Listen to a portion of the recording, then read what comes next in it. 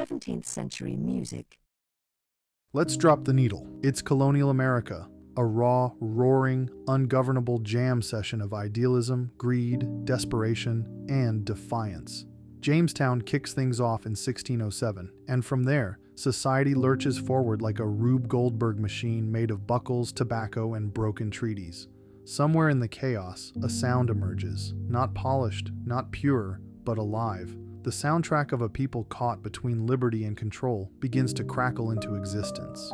This isn't just a story of dusty psalms or folksy fiddles echoing in the hills. It's about music as rebellion, survival, prayer, and protest. A needle stitching together the torn fabric of a fledgling nation, humming with contradiction and wild intent. Picture the Puritans landing in New England, clutching the Ainsworth Psalter in one hand and a death grip on joy in the other. To them, music is sacred, stripped of beauty for the sake of purity. The Bay Psalm Book of 1640, America's first printed volume, is so unmelodic it could make Gregorian chants sound like Donna Summer. Their songs weren't sung, they were endured. But music, like water and heresy, finds cracks to slip through. Despite the Puritan stranglehold, sound begins to evolve. Pipe organs sneak into churches, fiddles tiptoe into barns, melody softens dogma. By the time butter starts melting in the New England sun, so too does the rigidity. And here begins the backbeat of American identity, a constant tug of war between creativity and control, tradition and improvisation, authority and soul. Meanwhile, out in the Appalachian hills, settlers are playing a whole different tune, raw, ragged, defiant. They brought their fiddles, ballads, and foot stomps from Ireland and Scotland, but the frontier turned those songs feral. Appalachian music wasn't just art, it was therapy, identity, and protest. Every bow scrape and boot tap screamed, "We're still here." It was folk music without pretense. DIY before punk, sacred and profane, hillbilly baroque.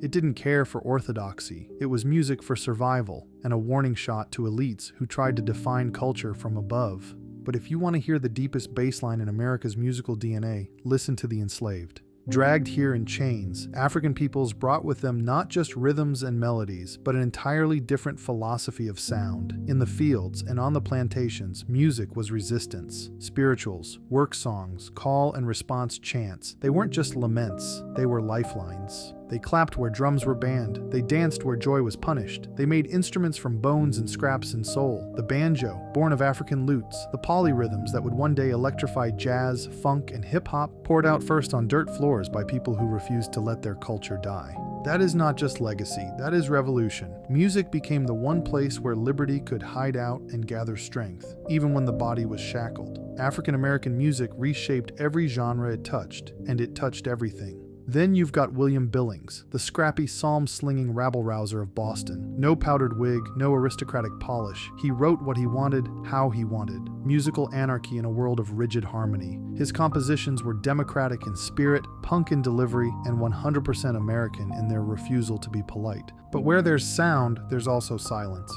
Native American music, rich with history and spiritual depth, was ruthlessly suppressed. Colonial powers banned ceremonial drumming and singing.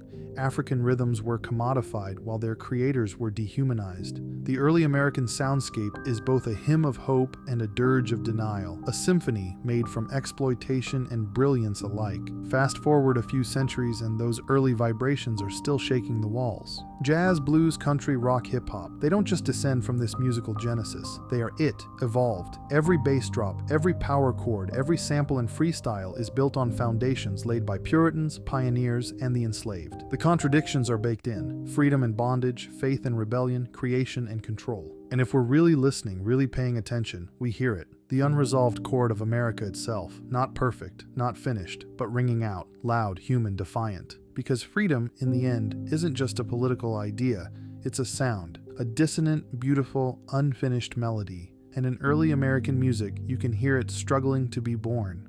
So, you've managed to endure a slice of the RPTM podcast.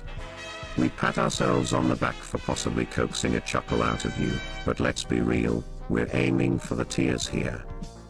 If, by some twist of fate, you actually found this clip halfway interesting, do us a favor, bestow upon us the mighty power of the thumbs up and grace that subscribe button with your presence.